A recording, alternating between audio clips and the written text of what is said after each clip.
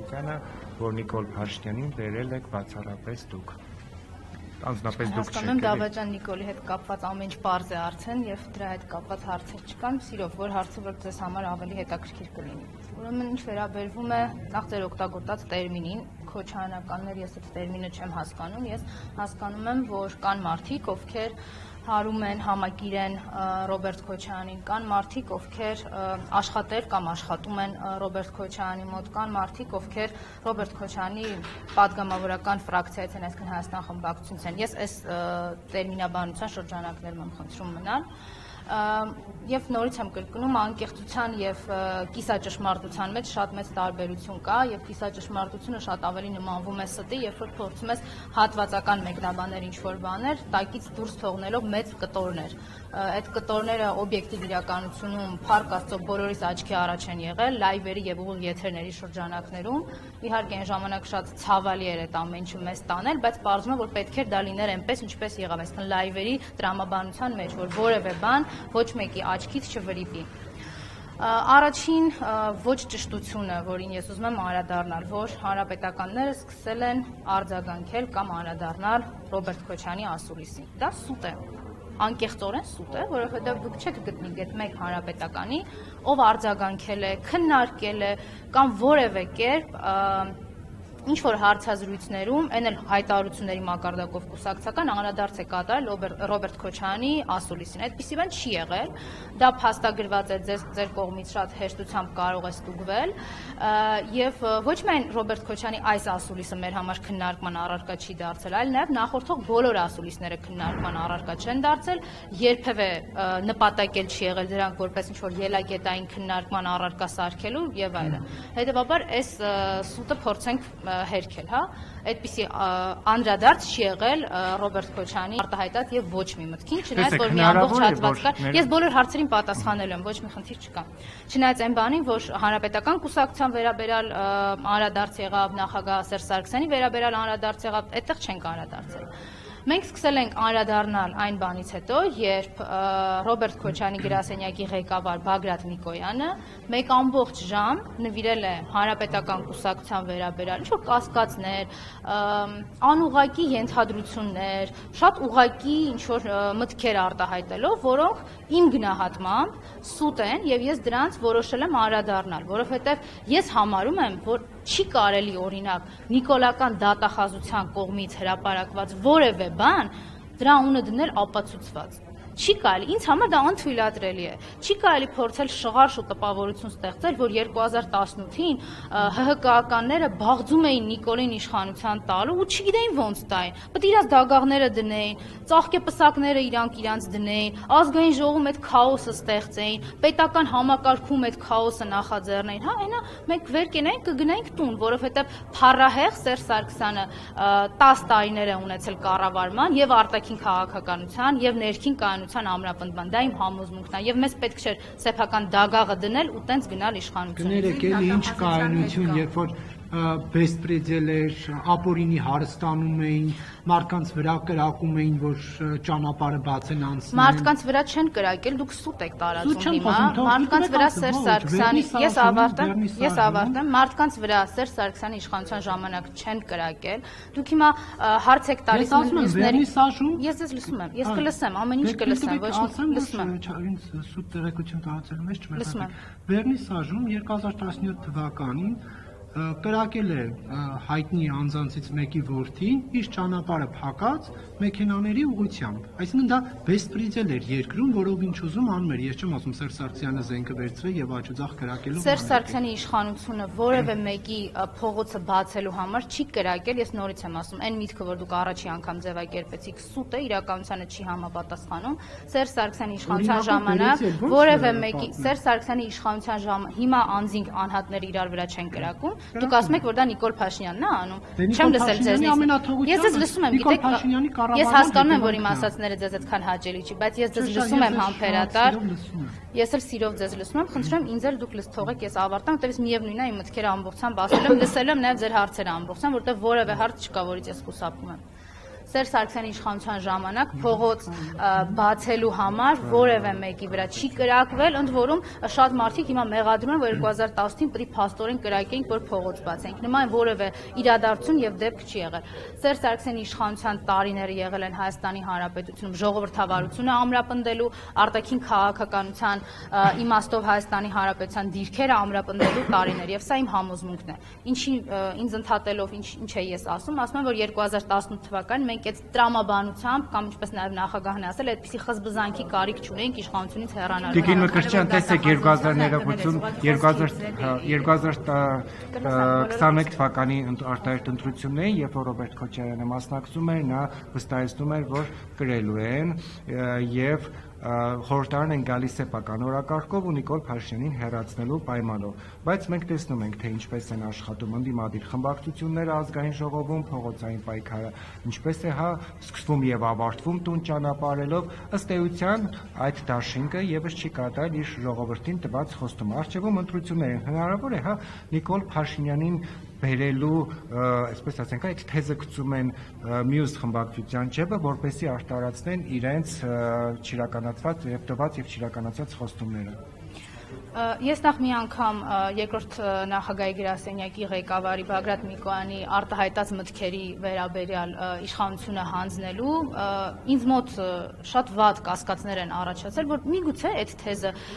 նիկոլականներին օգտագործման իրավունքով հանձնվել է, օրինակ Ռոբերտ Քոչարյանի գրասենյակի ղեկավարի կողմից, այսինքն իրանք են հորինել այդ թեզը, մտածել այդ թեզ, ես կարող եմ այդպիսի կասկած ունենալ, որտեղ ամբողջ հարցազրույցը նվիրել հանրապետականներին եւ խոսել ինչ որ չեղած բաներից, ընդ որում բոլորիս աչքի առաջ է եղել 2018 թվական այդ ճնշումները, այդ անմարդկային վիճակը, որ ստեղծվել էր հանրապետականի շուրջ,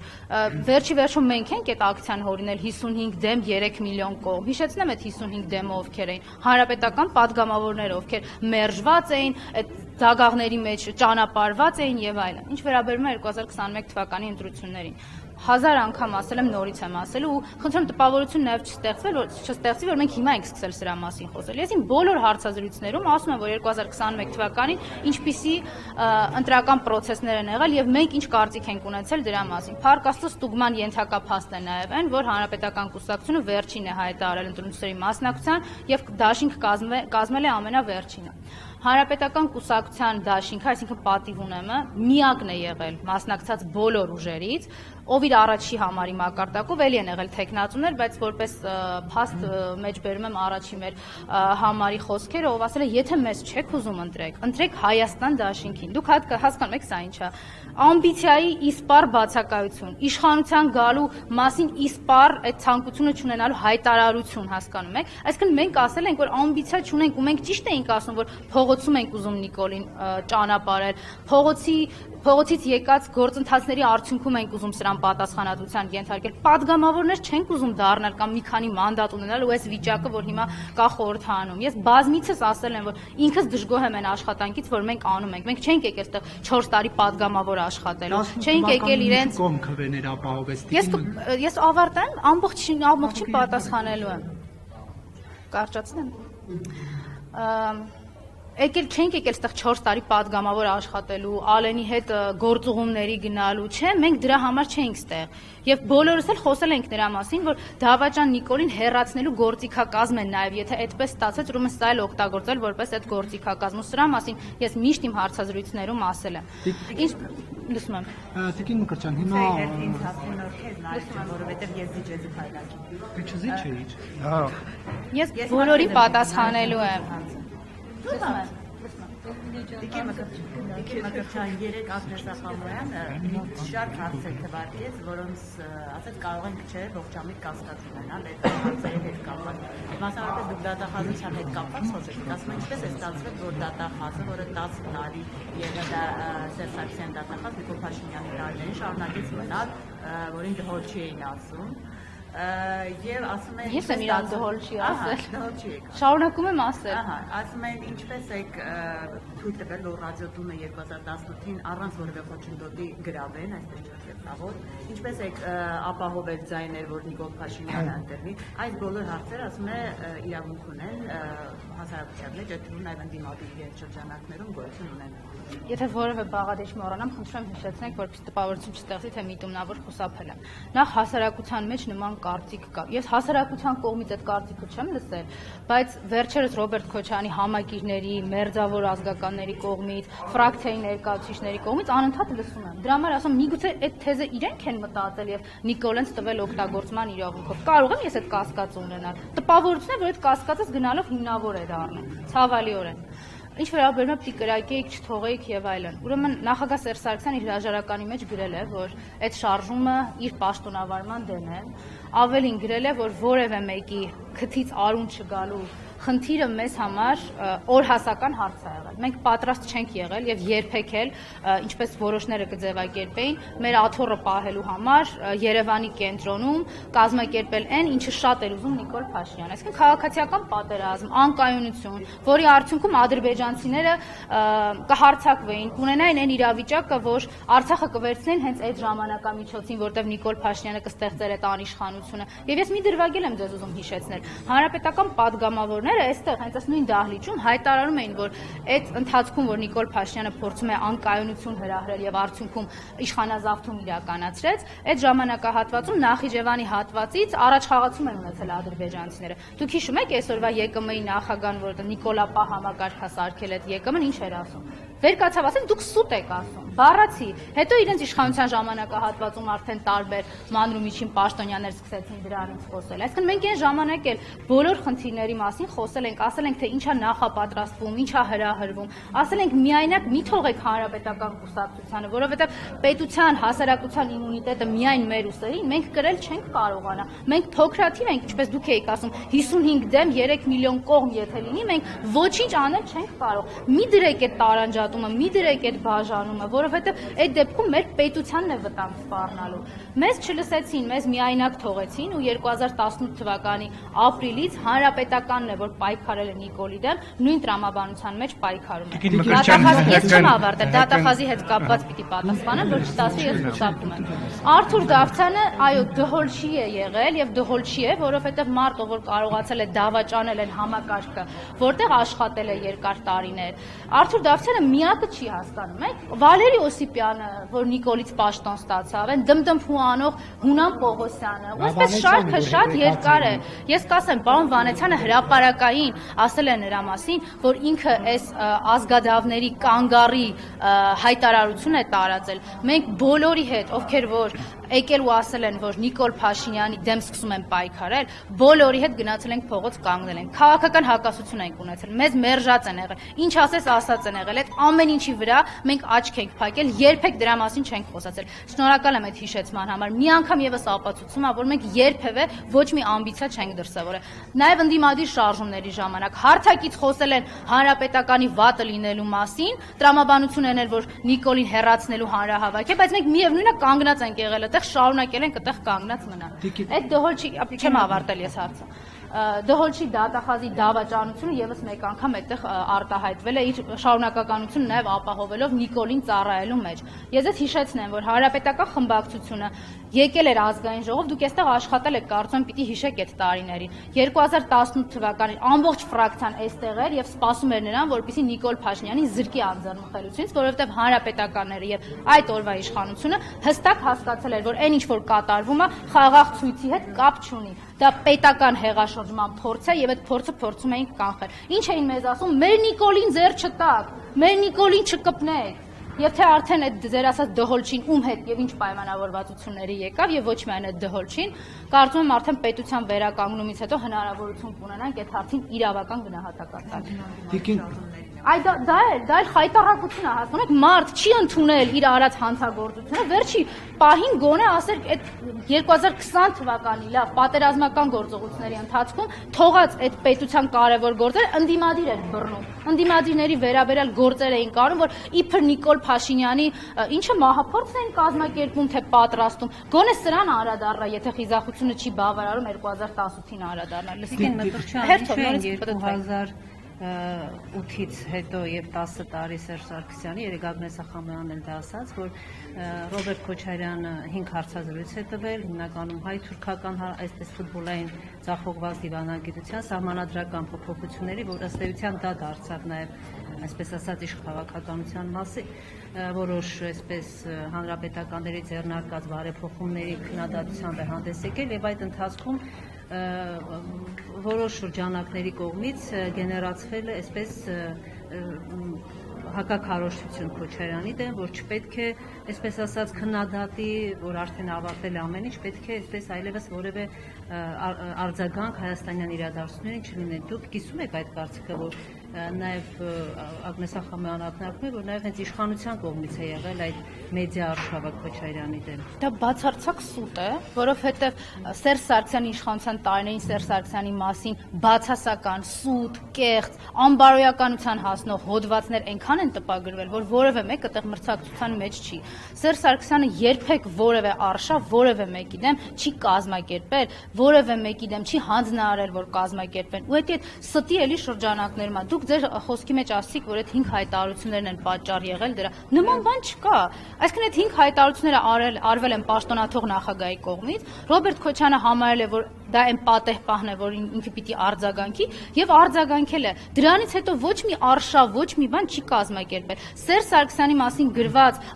անտանելի եւ անթույլատրելի հոդվածների հետ որևէ մեկը չի կարող երբեք մրցել։ Եվ ես կարծում եմ նախագահ Սերժ Սարգսյանի պաշտոնավարման տարիները նաեւ եղել են բացառիկ Հայաստանի Հանրապետության պատմության մեջ այն իմաստով, որ լրագրողական ազատությունը, այդ հոդվածներ գրելու ազատությունը, որևէ մեկը դրանից հետո պատասխանատվության չի ենթարկվել։ Սերժ Սարգսյանը իր պաշտոնավարման տարիներին դատի չի տվել ինչ-որ լրատվականի, ոնց որ հիմա այս իշխանությունն է անում, ամեն մի հատ սխալ տեղ դրած ստորակետի համար 1 միլիոն քերեք, մի հատ ներողություն խնդրեք, այդպիսով նաև փորձելով այդ մեդիային ամբողջությամբ կաղապարել։ Դուք նաև ձեր խոսքում ինչ-որ ես այդպիսի ենթատեքստ նկատեցի, ասացիք, որ սահմանադրության այդ կառավարման կարգը փոխվեց, դրա համար եղավ այն ինչ եղավ 2019։ Ես ես վստահեցնում եմ, ուզում եմ նախագահական կառավարման կարգ լինի, ուզում եմ կիսանախագահական, ուզում եմ խորհրդարանական, երբ որ պետական հեղաշրջում է պատրաստվում, այստեղ սահմանադրության մեջ ամրագրված պետական կառավարման կարգը ընդհանրապես կապ չունի։ Մի բան կապ ունի՝ հասարակական եւ պետական իմունիտետ։ Այստեղ պատրաստ եմ ձեզ հետ քննարկել, թե ինչ պիտի անենք, որ այդ պետական իմունիտետը ավելի ուժեղ լիներ։ Դհոլչին օրինակ չլիներ Հայաստանում գլխավոր դատախազ։ Կարեն Կարապետյանը դառնար որպես վարչապետ, դա էր նաև այն ժամանակ քննարկվում, որ կառավարման կարգի հետ, բայց դա ինչ կապ ունի։ Սերժ Սարգսյանի հրաժարականից հետո Կարեն Կարապետյանը եղել է պաշտոնակատար այդ պաշտոնի, այսինքն առաջի փոխվարչապետն է եղել կառավարության որոշմամբ։ Բայց ես նորից եմ կրկնում, Կարեն Կարապետյանը կլինի, ով ուզում է լինի, ում անուն ուզում եք տվեք, կառավարման կարգը պետական հեղաշրջման հետ որևէ կապ չունի։ Պետական հեղաշրջումը կանխվում է լրիվ այլ տրամաբանությամբ։ Նարեկ Մալյանը համարվում է այսպես հանրապետական թևի այսպես աջակիցներից։ Հանրապետական կուսակցության հետ պարոն Մալյանը որևէ կապ չունի։ Ես պարոն Մալյանին շատ լավ եմ վերաբերվում, որովհետև պարոն Մալյանը իր մաշկի վրա է զգացել այն նիկոլական բռնաճնշումների ողջ ծանրությունը, լինելով այն տասնյակ քաղաքական բանտարկյալներից մեկը, ով հայտնվել է բանտում եւ դատապարտվել է Նիկոլ Փաշինյանի հանձնարարականով եւ պատվերով։ Ինչ վերաբերվում է ընդդիմադիրների հետ իր հարաբերություններին, պարոն Մալյանը բանտից դուրս գալուց ինչ չի շնորհակալություն հայտնել, բայց ես ձեզ վստահեցնում եմ, ինքը նաեւ իմ ուշադրության կենտրոնում է եղել, այնքանով որքանով դա հնարավոր է։ Այլ շնորհակալություն է հայտնել Հայաստան խմբակցության падգամավորներին։ Նարեկ Մալյանը բանտից դուրս գալուց ինչ չի առաջինը ողջագուրվել։ Ես այնտեղ կանգնած էի հերթում ողջունելու ավարտեմ էլի ողջունելու քաղբանտարկյալին, ով վերջապես կարողացել է Վարդաշենից դուրս գա։ Ես այնտեղ հերթի մեջ եմ եղել,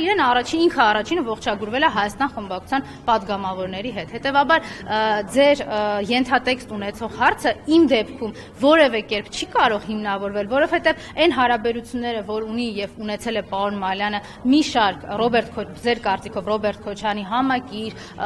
իր շրջապատի անձանց հետ շատ ավելի սերտ են, քան իմ կամ հանրապետականի հետ ունեցածը, բայց պարոն Մալյանը, ինչպես մնացած բոլոր քաղաքական բանտարկյալները, մշտապես եղել են Հայաստանի Հանրապետական կուսակցության ուշադրության կենտրոնում, մեր որպես պատգամների ուշադրության կենտրոնում եւ Աստված չանի, եթե նորից ինչ-որ հետապնդումներ ու բռնաճնշումներ կսկսվեն, մենք կփորձենք գոնե ինչ-որ բանով օգտակար լինել։ Չեմ հիշեցնում Նարեկ Մալյանին, պատահական չի, որտեղ այս աղմուկից հետո մեկ կարճ տեսանյութ է շրջանառվում, որտեղ Նարեկ Մալյանը 2019-ի իշխանափոխությունից հետո հայելի հաղորդաշրջանակներում հստակ ակնարկում է այն մասին, որ 18-ին այսպես իշխանությունը գեներացրեց այդ մեծ բողոքի ակցիան, որ սկզբում այդպես չէր, այսինքն դա է ակնարկում։ Ես դրա համար եմ ուզում ասել, որ հիմա նա Ռոբերտ Քոչարյանի ռեսուրսն է փորձում հաշվել։ Ինչու էր այդ ժամանակ նման ակնարկներ անում, ինչ-որ բան էր փոխվել։ Ով Ռոբերտ Քոչարյանի ռեսուրսը փորձում է հաշվել, այդ փորձը անող անձին խնդրում եմ դիմեք կամ Ռոբերտ Քոչարյանի ռեսուրսի հետ կապված։ Ես այդտեղ երբևէ նման հարց չեմ բարձրացրել։ Ինչ վերաբերվում է ձեր հիշատակմանը, որ 2019 թվականից հետո ինչ-որ ակնարկներ է արել, չէ, ձեր հիշատակմանը, որ այդպիսի ակնարկ է եղել։ Դա ապացուցում է այն, ինչ որ ես ասում եի, այսինքն մենք բոլորի կողքը պատրաստ ենք կանգնել, ով հայտարարել է մինչև եւ հայտարարում է, որ պայքարել է եւ պայքարում է Դավաճան Նիկոլի դեմ։ Հենց այդ էի ասում, որ ոչ մեկին չենք ասել, որ դու հանրապետական ես մերժե, ոչ մեկին չենք ասել, որ դու դագաղ ես պահել, ծաղկե պսակ ես պահել, չնայած մտածում եք այդ ամեն ինչը մոռացել ենք, երբեք չենք մոռացել, երբեք չենք մոռացել, բայց չենք պատրաստվել դրա մասին խոսել, որովհետեւ շատ պարզ հասկանալի է, որ մեր խնդիրը, մեր նպատակը Դավաճան Նիկոլից ազատվելն է։ Եվ ձեր ասած որ հիմա դուք կարող եք այդ շարքը այնքան երկար թվարկել, որովհետեւ բոլոր ընդդիմադիր շարժումներում եղել են մարդիկ, ովքեր մերժել են հանրապետականին։ Մենք սուս ու փուս գնացել զինվորի պես կանգնել, իրենց հետ փողոց ենք փակել։ Ցանկացած խաղաղ ցույցի տրամաբանության մեջ ինչ հանձնարարական ստացել են, գնացել են, կարել են, ունենալով մի նպատակ։ Ընդ որում այդ ժամանակ առաջի շարքով չքայլելով էլ, որտեղ ամբիցիա չունենք այդ իմաստով։ Տիկին Մկրտչյան, մի քանի հարց ունեմ ձեզ։ Նախ բանի հետ կապված Հայաստան Դաշնքի պատգամավորն ասում է, չգիտեն հանրապետականները ով էր այդ դագաղները պահում։ Սերժ Սարգսյանի Փեսայի, Միքայել Մինասյանի կողմից ֆինանսավորված Նիկոլ Փաշինյանի ակցիայի շրջանակներում էին այդ դագաղները պահում։ Ինչու է Միքայել Մինասյանը ֆինանսավորել Նիկոլ Փաշինյանին։ Ես որ ասում կիսաճշմարտություն, այլ նաև դրա հետ դա նկատի ունեմ։ Նախ Միքայել Մինասյանին կհարցնենք ինչի այնք այդ գումարը տվել, բայց Միքայել Մինասյանի խոսքն էլ աղավաղել չի կարելի։ Միքայել Մինասյանը չասեց, որ ես ֆինանսավորել եմ Նիկոլ Փաշինյանին, ասեց բառացի հետևյալը. ես Նիկոլ Փաշինյանին գումար եմ տվել, որպեսզի իմ ընտանիքի մասին չգրի։ Իսկ եթե դուք Նիկոլ Փաշինյանի այդ ժամանակվա գրված հոդվածները հիմա էլ կարող եք նայել, տեսնեք, այնտեղ Սերժ Սարգսյանի մասին գրված ստեր, լկտի եւ անբարոյական ստեր կան, եւ խոսք չկա, միգուցե ես չեմ ստուգել, բայց ենթադրում եմ, որ խոսք չկա Միքայել Մինասյանի, միգուցե իր կնոջ եւ երեխաների մասին, այսինքն ինքը այդ փոքր ընտանիքին փորձել է պաշտպանել այդ անբարոյական ստից ու կեղծիքից։ Ինչպես է դա ինքը արել, դա Միքայել Մինասյանի եւ Նիկոլ Փաշինյանի քննարկման առարկան է, բայց ինչ վերաբերում է, որ փող ա տվել, որ սրանց մասին չգրի, նրանց մասին գրի, էդ էլ է կիսաճշմարտություն եւ չի կարելի այդ խոսքը այդպես աղավաղել։ Եվ տիկին Մկրտչյան, Կարեն Կարապետյանի հետ կապված որ Կարինն էլ հարցնում էր, ես ոնց հասկացա հարցնային մասին է, թե ինչու հանրապետականը Սերժ Սարգսյանի գլխավորությամբ չպահեց այն խոստումը, որ այլևս չի հավակնում Հայաստանում ղեկավար պաշտոնի եւ Կարեն Կարապետյանին, երբ որ 16 թվականին նշանակեցին վարչապետ, ասում էին, որ նա է լինելու երկրի ղեկավարը, գոնե նա է ցուցակը գլխավորելու եւ Հայաստանը ղեկավարելու։ Ինչու այդ խոստումը չպահվեց հանրապետականի կողմից եւ չէ կարծում, որ եթե դա պահվեր, այն սցենարը ինչ տեղ ունեցավ 17-ին, գուցե եւ չլիներ։ Դուք ինձ ասեք, թե հանրապետական կուսակցությունից ով է, թեկուզ անհատ մակարդակով, որտեղ կուսակցության հայտարարություն չի եղել, ով է ասել 2016 թվականին, որ Կարեն Կարապետյանը լինելու է վարչապետ։ Ես նման հայտարարություն չեմ լսել։ Ես կպատասխանեմ։ Ես ամեն ինչին պատասխանեմ, ինձ ընդհատելու կարիք չկա, որտեղ ես մինչև վերջ լսում եմ։ Որևէ մեկը հանրապետականից չի հայտարարել, որ Կարեն Կարապետյանը դառնալու է Հայաստանի հաջորդ վարչապետը։ Դա սուտ է, միգուցե դուք միջանցքներում եք դրա մասին խոսել, դրա մասին ես որևէ տեղեկություն չունեմ ձեր խոսակցություններին։ Սերժ Սարգսյանը մանրամասն ասեց, թե ինչի է առաջադրվում։ Ասեց, որ բանակցողի փոփոխությունը մենք հասել ենք այն կետին, որ իր կարծիքով անթույլատրելի է, որովհետև այն փաստաթուղթը, հայանպաստ փաստաթուղթը, որը հիմա Ալիևի պասով Նիկոլը ուզում է ջրած լինի, թաքցրած լինի, Կանդիցյանյարի տակ էր թաքցնում, էլ չգիտեմ ինչի տակ թաքցնում,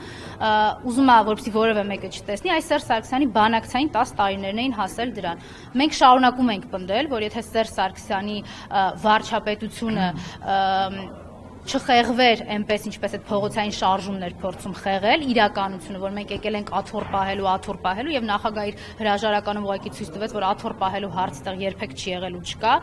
մենք այսօր չէինք ունենա այս աղետալի ու ողբերգական վիճակը, շարունակում ենք դա պնդել։ Եվ գնեք մեկ հարցել,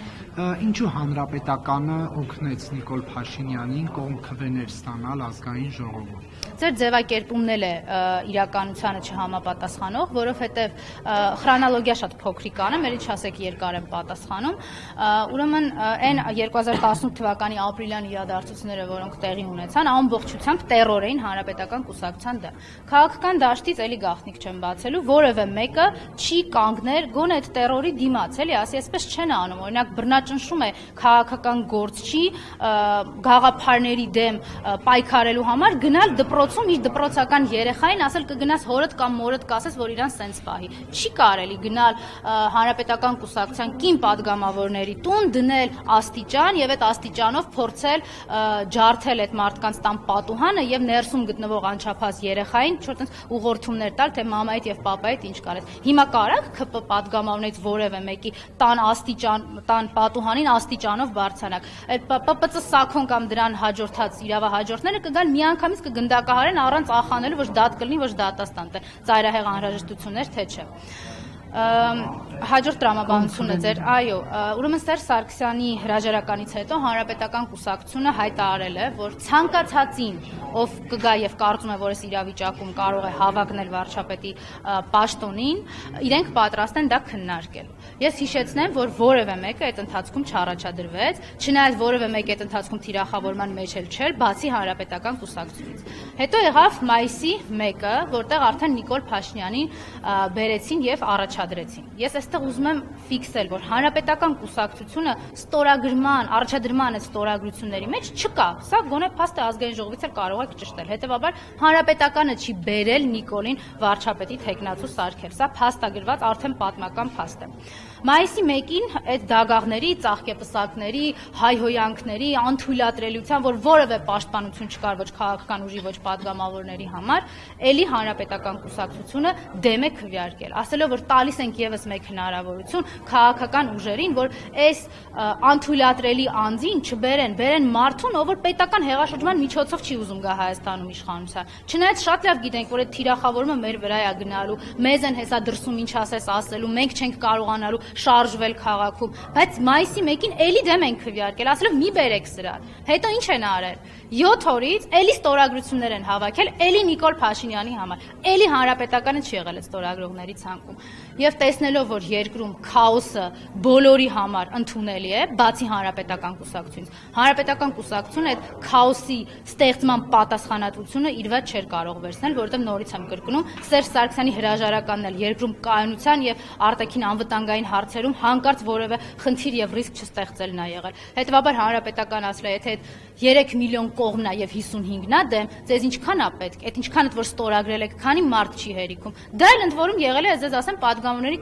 կամքի նկատմամբ ներազդեցություն, ինչը քրեական գործ է։ Դա քրեական գործ է եւ պետության վերականգնումից հետո դա էլ պետք է ճշտվի, թե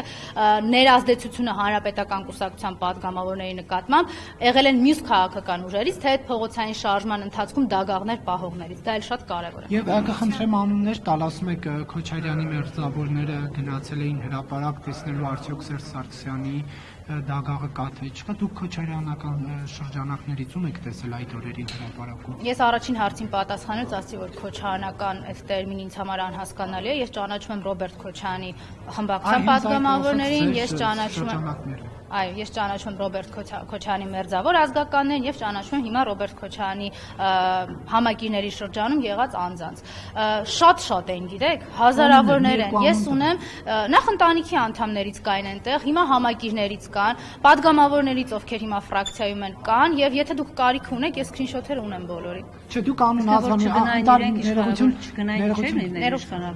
Այսինքն եթե մեկը չգնար, մյուսը չգնար, երրորդը չգնար, չորրորդը չգնար, հրապարակը չէր լցվի։ եւ ժողովրդին ինչպես որ շղարշ օգտագործեց Նիկոլ Փաշինյանը այդ արտաքին ուժերի միջոցով կազմակերպած պետական հեղաշրջումը չէր լինի, որտեղ օրինակ եթե ես մտածեի դե ինձնով չի, ես էլ գնամ Հանրապետության հրապարակ կանգնեմ, որտեղ ինձնից բացի օրինակ այնտեղ 60,000 մարդ էլ կա, բայց եթե ամեն մեկը մտածեր որ այդ մի 60,000-ից մեկն էլ նաեւ ինքն է ում օգտագործում են հիմա պետական հեղաշրջման ֆոնը ստեղծելու համար, այդ իրավիճակը չէր լինի։ Հանրապետականների համագիրները լեղացին են այդ օրերին, որ ես չեմ բացառում որ իրենց հանրապետական իրենց իներցիայով որևէ մեկը չի գնում, քաղաքացիական գիտակցությունը տանում է մարդկանց, ես նորից եմ կրկնում, այնտեղ իհարկե կային մարդիկ, ովքեր մոլորված են, բայց եթե դուք համարում եք, որ Ռոբերտ Քոչյանի մերձավորները այդ մոլորվածների մեջ են, շատ լավ, եկեք այդ տրամաբանությամբ պայմանավորվենք։ Ես միշտ շեշտել եմ, որ այդ հրապարակում կան մոլորված քաղաքացիներ, ովքեր չեն հասկացել ինչ է կատարվում, կան այնտեղ դիտավորությամբ հայտնված եւ այդ պրոցեսները գեներացնող մարդիկ։ Դրա մասին ես մշտապես նշել եմ։ Դուք նշեցիք ընտանիքից են եղել, ընտանիքին ճանաչում ենք բոլորս, կարող եք անուն-ազգաններով ասել, թե ովքեր էին հրապարակում 18 թվականին։ Ես բոլորին անուն-ազգաններով ընտանիքից չեմ ճանաչում, բայց այս սկրինշոթերը թե չէ, Լևոն Քոչարյանն այնտեղ էր։ Լևոն Քոչարյանն ինքն է հայտարարել, որ տուն էր գնում այդ ճանապարհին, այսինքն այդտեղ հայտնվել է, ճիշտ է։ Հիմա հրապարակով ես էլ անցնում եմ, Բագրատ Գալստանյանը բողոքի ակցիա անում, մեկը կարող է Մենք ընդունել ենք, բայց ի գիտություն։ Լևոն Քոչյանը ասել է, որ ես անցնում եմ այդտեղով, իրեն տեսել են այնտեղ, ինքը ասել է անցնում է, ես չէի մասնակցում, մենք ընդունել ենք ի գիտություն։ Սեդրակ Քոչարյանին տեսել եք։ Հերթով տիարները ուրեմն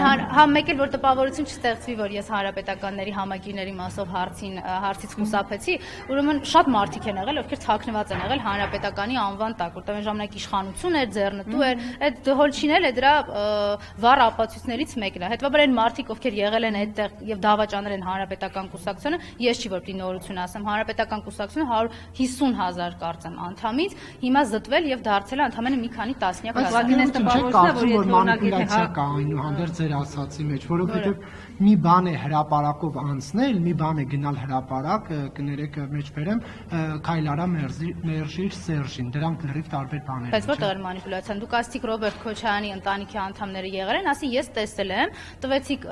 падգամավոր Լևոն Քոչյանի անուն, ասի ինքը բացատրել է, որ անցնում էր, որ նախնդիրը, որտեղ դա չեղավ որ գնացել էին հապողության։ Ուրեմն չեղավ որ ինքը ընտանիքի անդամներից ինքը չի եղել։ Դե ով է եղել որ գնացել է։ Բայց նայեք, եթե ես դեռ լրագրողական աշխատանքը անեմ, ես իմ падգամավորական աշխատանքը կանեմ եւ կուսակցական։ Ես ձեզ վստահեցնում եմ, ես այնքան պրպտող եմ եղել։ Լսեք։ Խոստացած ձեզ ուղարկեմ։ Ասի ես սկրինշոթերը ունեմ։ Ես 2018 թվականին այնպես է ստացվել, որ այդ ժամանակ էլ եմ կուսակցական եղել ու աշխատել եմ ազգային ժողովում, իմ հետաքրքրությունների շրջանակում է նաև կատարվող ամեն ինչը։ Ես ձեզ վստահեցնում եմ, որ ես Այն մակարդակով, որ մակարդակով իմ ոչ մասնագիտական ունակությունները թույլ են տվել, բոլոր փաստերը իմ մասով գոնե ինչ որ ինձ հետաքրքրել է պահել եմ։ Դե հրապարակեք եւ բոլորս էլ տենցնենք այդ ովքեր են հեղափոխություն արել։ Բայց դուք տենց խնդիր ունեք ուսումնասիրություն իրականացնել։ Օրինակ ձեր լրատվականը սիրում է ուսումնասիրություններ իրականացնել։ Կարող եք այդ ուսումնասիրությունը անել։ Ին վրա պետք չի դա բարձր։ Փաստերը մենք ուսումնասիրենք դա պատահական անցնել է։ Նիկոլ Փաշինյանը, բայց մարդ ասել է որ պատահական անցել եմ, չէ՞։ Ես ասում եմ տենց չէ։ Մյուս դեպքեր հարցրեք մյուս մարդկանց։ Ռոբերտ Քոչյանի մերձավոր այլ ազգականներ անցել են այդ ժամանակ չեն անցել, մենք ենք այդ ֆոտոշոփը արել, մենք չենք արել, սա ձեր աշխատանքն է կարծում։ Քոչյան ես մի հատ այն թեմայով հարցնեմ, էլի առանց ես գրում, չէ՞, Բաքվում հայ գերիները դատական ֆարսով են անցնում, ընդդիմությունը իշխանությանը մեղադրում է տեսանելի քայլեր չանելու համար, երեք օրինակ Սիմոնյանն ասաց, եթե տեսանելի քայլեր արվեն, այդ գերիները հնարավոր է որ չվերադառնան երբևէ։ Կխնդրեմ նախ սրան անդրադառնալ, ինչը ձեզ այսպես ինչ ընդդիմությանը չի բավարարում իշխանության քայլերի մեջ։ Իշխանությունը ոչինչ չի անում գերիներին բերելու համար, որտեղ երբ որ ես մարդու իրավունքների պաշտպանի հրատապ զեկույցից մեջբերումներ էի անում, այդ աղդամցի Ալեն ասում է, այդ հեքիաթները ստեղ քեզ պատմում։ Այսինքն հեքիաթ էր գերիներին խոշտանգելը։ Այսինքն դա ինձ ինչ որ մի բանով քաղաքական առավելություններ տալիս ազգային ժողովի ամբիոնից գերիների խոշտանգումների մասին խոսելը։ Բա որ հիմա Նիկոլ Փաշինյանը հմեկի եթերում ասում է տեղեկություններ ունենք, որ ինչ որ հոգեմետ դեղեր նյութեր են օգտագործում ցուցմունքներ կորզելու համար։ Հեքիաթ է պատմում։ Կամ այն նկարները, որ ամբողջ հայ ժողովուրդը տեսել է, հեքիաթներ են դրանք։ Սա իրենց իրական վերաբերմունքն է գերիների եւ հայ մարդու կյանքի նկատմամբ։ Իրենք ոչինչ չեն անում։ Ոչ բանակցությունների առարկա է այդ մարդկանց տուն վերադառնալը։ Այդ մարդկանց տենց ժեստ են անում, ասում են մեր համար քաղաքական հակառակորդ չեն։ Հայ մարդը Բաքվի բանտում խոշտանգվում, այսօր վաղվա կյանքի սպառնալիք ունի ժամերի ընթացքում։ Ինքը ասում է ինքը քաղաքական հակառակորդ ես չեմ համարել։ Ոչինչ չեն արել այդ մարդկանց Հայաստան տեղափոխելու համար, որպեսզի իրենք չընկնեն այդ պատերազմական հանցագործ այդ Ալիևյան ռեժիմի ձեռքը եւ ոչինչ չեն անում հիմա վերադարձնելու համար։ Այստեղ խնդիրը ընդդիմության բողոքը չի է, խնդիրը այն է, որ Հայաստանի քաղաքացիները տեսնում են, որ իրենք որևէ բան չեն անում եւ Հայաստանում իշխանություն է պետք, որպեսզի պայքարի հայերին տուն վերադարձնելու համար։ Դասմակրչան կներեք, դուք նշում եք, որ իշխանությունը ոչինչ չի անում, բայց այսօր կրկին Եռամլուրում Անդրանիկ Քոչարյանը հայտարարել է, որ պետք է այնպես անեին, որ գերի չընկնեին, նորից է կրկնել այդ արտահայտությունները եւ այն հարցին, թե օրինակ դուք ինչ արեցիք, որ գերի չընկնեն, ասում է իրենց անվտանգության աշխատողները պետք է անեին։ Ես մի անգամ պատասխանել եմ նրա այն մյուս անհեթեթությանը, որ ասում է, թե ինչ ասես խոսել է Ռուբեն Վարդանը, դրա համար հիմա գերի է ընկել եւ այլն։ Տենց վախկոտի, այդ ԿՊԱ-ական ուսապարկի տեքստերը ես չեմ մեկնաբանել։ Ինքը պիտի սպասի, որ այդ իր խոսքերի համար պետության վերականգնումից հետո պատասխանատվության ենթարկի եւ ձեր հիշատակման համար եմ շնորհակալ, որ ասում ենք որևէ բան չեն անում, այսինքն են վերաբերվում այդ մարդկանց։ Չխոսեիք, գերի չընկնեիք, Արցախում չապրեիք, գերի չընկնեիք, մնայիք մորթվեիք, գերի չընկնեիք։ Այս այլընտրանքներն առաջարկում են այո իրենք հայ մարդուն։ Դե ասում են բոլոր հնարավոր հարթակներում խոսում են բարձրացնել։ Ոչ մի հարթակում իրենք դրա մասին չեն խոսել։ Նիկոլ Փաշինյանի հանդիպումների պրես ռելիզները նայեք։ Նիկոլ Փաշինյանի հրապարակային այդ հանդիպումների միջազգային կազմակերպությունների ղեկավարների հետ կամ երրորդ երկրների պետությունների ղեկավարների հետ հանդիպումները նայեք։ Այնտեղ տեսել եք այդ խոսքը։ Գորչյան, երբ ապաշրջափակման հարցը հանվեց խաղաղության պայմանագրից, հիմա ընդդիմությունը նաև Վարդան Օսկանյանը առաջարկեց, որ դադարեցնել բանակցությունները գերիների հարցը, այսպես ասած, լուծելուց հետո։ Ալեն Սիմոնյանն ասում է, որ դա սադրանք կլինի։ Ապաշրջափակումը հանեցին խաղաղության պայմանագրից, հիմա այլ ընթացակարգով են քննում, բայց գերիների հարցը, եթե հանկարծ բանակցությունները դադարեցնեն կամ առանձին քննարկեն, դա սադրանք կլինի։ Իսկապես սադրանք կլինի։ Սադրանքը Ալեն Սիմոնյանի գոյությունն է ազգային ժողովում, հասկանում եք, եւ ինչ վերաբերում է տերմինին խաղաղության պայմանագիր, Հայաստանը Բաքվի հետ խաղաղության պայմանագիր չի բանակցում։ Հայաստանը Բաքվի հետ, Նիկոլը Բաքվի հետ պայմանավորվում է, թե ինչպես պիտի Հայաստանից մնացածը հանձնի Ալիևին եւ Էրդողանին։ Այդտեղ խաղաղության բանակցություն չկա։ Եվ այդ փաստաթուղթը, որ որևէ մեկը չի տեսել, հիշում եք հրապարակում 18-ից էինք այսօր շատ խոսում։ 18-ի հրապարակում ասում էր ոչ մի բանակցություն փակ դռների հետևում չի լինելու։ Գալու եմ այս բեմա հարթակից բոլոր թղթերը տամ, հերթով կարդակ, միասին որոշենք։ Ուր է այդ հարթակը։ Բեր այդ հարթակի վրա կանգնի, մեզ էլ կանչի ներքևը, գանք այդ խաղաղության պայմանագիրը կարդա։ Իրենք Հայաստանի Հանրապետությունը հանձնելու, պետության սուբյեկտայնությունը վերացնելու գործընթացը քննարկելու մեջ են Բաքվի բռնապետական ռեժիմի հետ։ Երեք Սիմոնյանը ակնարկում էր, որ առաջիկա օրերին ինչ որ կարևոր բան է տեղ ունենալու։ Դուք ինչ տեղեկություն ունեք։ Այդ մարդը պատերազմի ժամանակ ասում էր հեսա լավ լուր եմ ասելու ու Շուշին տվեցին։ Էդ էր իր լավ լուրը։ Այսինքն ոչ մի լավ սպասելիքներ չկա։ Բացարձակ։ Դավաճան իշխանությունից ոչ մի սպասելիքներ։ Որ ասում եք Ալենի հետ գործողման են գնում, ում նկատի ունեիք։ Բոլոր գործողման գնացողներին բացեք պարլամենտային կայքի կարգադրությունների բաժինը եւ կարդացեք անունացումը։ Ես կարդացել եմ, գիտեմ, բայց ինչ է դուք խոսափում անուններ կա։ Որովհետեւ իմ խնդիրը այն է, որ այդ մարդիկ իրենց այդպես չպահեն, այլ ոչ թե իրենց ձեր հարթակում նաեւ տիրաժավորեն։ Իմ կարծիքով իրենց վարքագիծը ընդունելի չէ։ Բայց կարող օրինակ դաշնակցական падգամավորները օրինակ Լիլիթ Գալստյանը վերջերս ասացին գերիների հետ կապված Եվրոխորհրդանում կոշտ ելույթ է ունեցել, ԵԱՀԿ-ում կոշտ ելույթ է ունեցել, չօգտագործեն այդ առիթները։ Երբ որ ԵԱՀԿ-ում եւ բոլոր այլ հարթակներում մեր падգամավորներին հետեւյալ ընդդիմադիր падգամավորների մասին է խոսքը, պատասխանում են հետեւյալ կերպ, որ դա քննարկեք ձեր իշխանությունների հետ կամ ձեր իշխանությունները այլ օրակարգով են այստեղ գալիս, դա դառնում է ոչ օգտակար գործողություն,